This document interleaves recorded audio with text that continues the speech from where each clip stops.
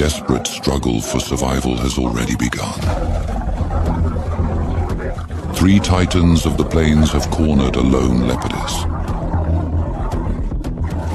The lions do not strike to kill, they strike to punish.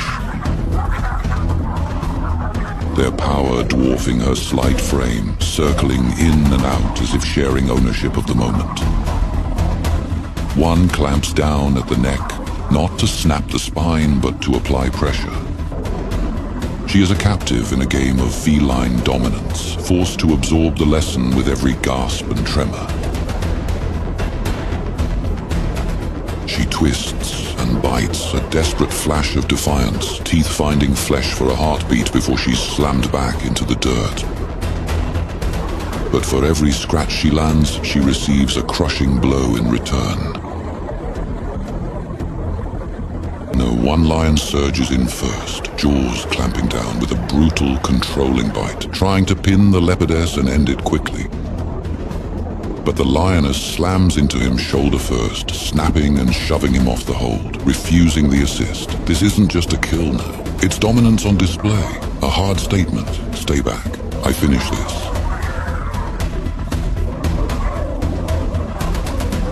Her limbs scrabble for traction, claws carving lines that lead nowhere while their grip tightens and shifts, never allowing her to regain balance. The leopardess is reduced to a living toy between them. Tossed, pinned, released. They could end it at any moment, but they don't. Instead, they humiliate her with lazy, warming-up violence, showing power for the sake of showing it. High above, 2 cubs wait for a mother who may never return. They chirp and cry out loudly, thin, urgent calls that keep repeating into the silence, begging for her to answer, to appear, to make everything safe again. Without her protection, they are lost. The onslaught resumes with renewed ferocity. The sheer volume of damage is beyond endurance. The lion's play has turned murderous. Teeth sink into her flanks, tearing at the very spirit of the cat, while heavy paws shove her back down each time she tries to rise. A leopard is a master of the shadows. But here, in the open, power is the only currency. And she is bankrupt. Her movements grow sluggish, the light fading from her amber eyes, breath coming in short, ragged pulls.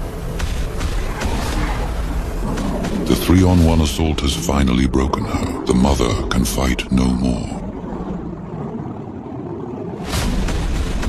Exhaustion and agony have claimed their prize. She collapses, the world narrowing to a dull, distant roar. She lies crumpled in the dust, limbs splayed wrong, too heavy to gather beneath her. Her breathing is loud and ragged. Each exhale is weaker than the last, a fading rhythm after the fury of 3 lions. Their cruel work finished. The leopardess is now still, leaving her cubs unprotected. The giants have arrived at the base of the lone acacia. A predatory shadow stretches across the roots. The pride looks upward, measuring the distance between the earth and the branch. High-pitched chirps cry out for a mother who cannot answer. Massive paws strike the trunk. They heave their bulk against the base, hoping to rattle the prize from the sky. The first male loses interest and abandons the tree. The second male shoves the trunk once, gives up fast, and leaves the lioness waiting alone. Patient and unblinking as the minutes stretch and the balance above starts to change. One cub shifts on the branch, and the movement is a fatal mistake. Its paws skid, its body slips, and for a second split only the 4 paws keep it from dropping. Claws scrape for purchase, muscles trembling, but the grip can't last. The cub loses hold and falls. Then the crushing grip. She shakes the tiny body with practiced ease, her massive jaws swallowing its entire frame. She pauses, feeling the frantic pulse of the small heart beneath her paws. The lioness shifts her hold, refining her grip to ensure the end. A heavy silence falls over the parched grass. The cub hangs limp between the lioness's jaws. Tiny body still, breath gone. No movement left. A final, weak twitch, and then nothing. The lioness releases the kill, leaving the small body as a discard on the plain. She turns and rejoins her pride, leaving the dead where it fell. High above, a lone brother cries out into the wind. But without a mother to hear him, his fate is already written in the dust. Alone on the branch. No mother, no sibling, the cub edges along its only safe ground. Gripping tight, and even staying up here will never be enough. Under a wide blue sky, the savannah wakes in quiet heat, golden grasslands shimmering, and the mountain on the horizon holding the day's first promise of movement. Nearby, a leopard rests in the shade, its head turns slowly, scanning the grass for the slightest flicker of prey. Eyes locked on a shifting wall of impalas, grazes in loose formation. Ahead, the impalas stand half-turned, heads lifted, nostrils tasting danger that hasn't yet announced itself.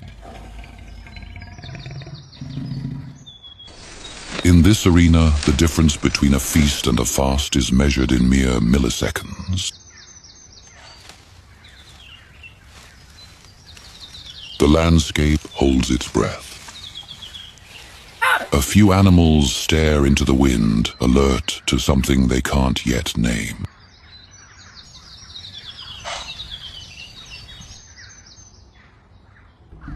The leopard pauses.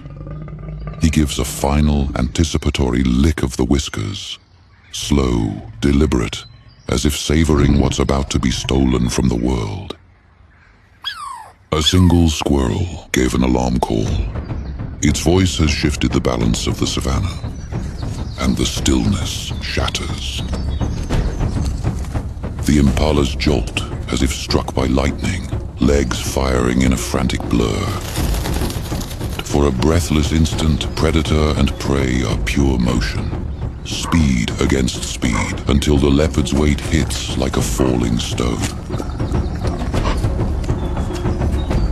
The impala bursts into frantic motion, neck arched, legs flailing, hooves clawing at the earth as it twists to break free.